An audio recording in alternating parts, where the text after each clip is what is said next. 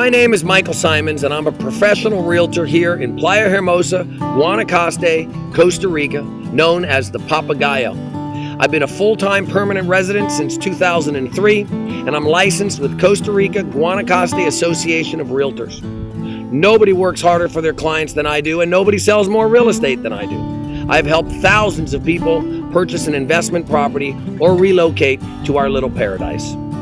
I will answer all your emails, I will answer all your questions, and I will be there for you, not just to sell you your property, but after. And most important, I'll become your friend. Hope you join us.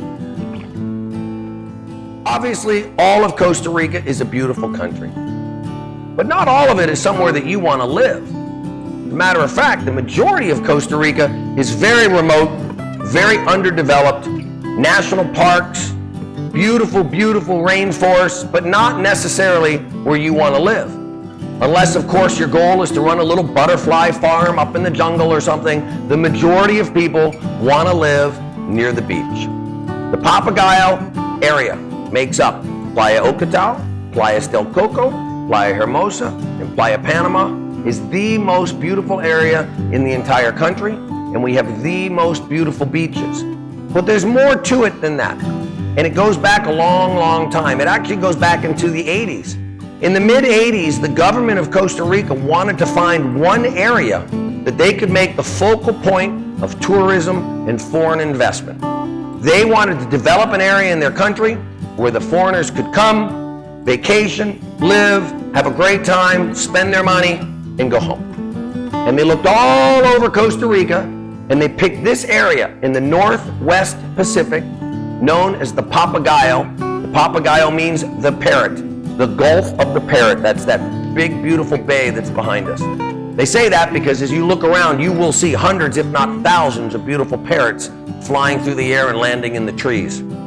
They picked the Papagayo area for three very simple reasons. The first reason is this part of Costa Rica has the very best weather. Most of Costa Rica, 70% of Costa Rica is technically a rainforest. Keyword, rain. It rains a lot in the rainforest. Now that's great if you really like living in the rain. Personally, I like the sunshine, and so do most people. This area of Costa Rica is actually the only area in the whole country that has a dry season. From December through April, we don't get one drop of rain, not a drop. We're very much like Southern California with almost no humidity. Perfect, perfect weather. June, July, August, September, November, we're like Florida. We have about 15 to 30% humidity, rains 3 days a week for about an hour or two. Literally every day at about 3 o'clock, and you can set your watch to it, the clouds come in and we get that beautiful afternoon tropical shower. October is our one rainy month where we get 50% of our annual rain in 1 month. It's still beautiful, we just get a lot of rain in that particular month. But most of Costa Rica has 11 months of Octobers and 1 month of some normal weather. That's why people come here, is because of the weather. The second reason everybody wants to move here is because this is the only area in the whole country that has no surfing. None. Why is that important? I'll tell you. It's not that we're anti-surfing, it's just that where there's surfing, you can't do anything else.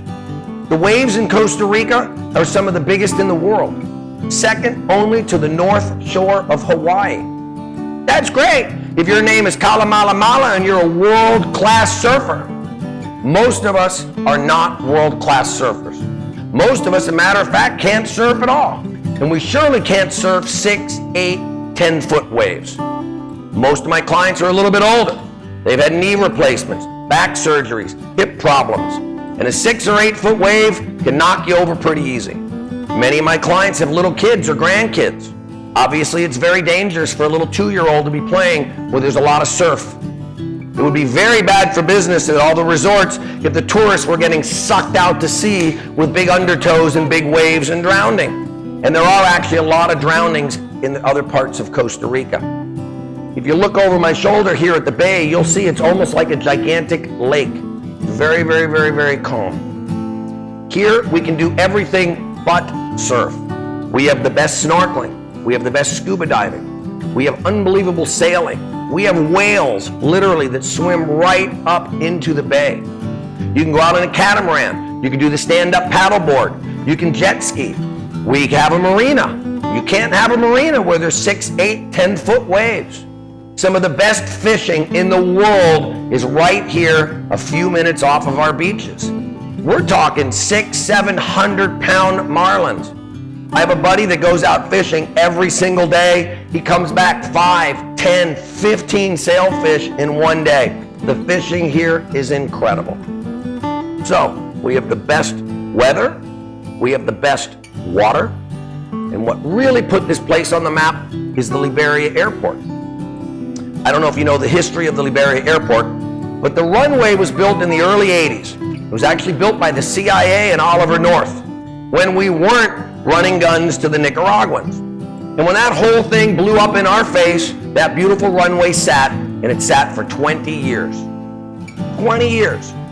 And then one day in the early 2000s, a big group out of Hawaii announced that they were going to build a $500 million Four Seasons hotel. And that hotel was the catalyst that put this place on the map. Come on down, baby.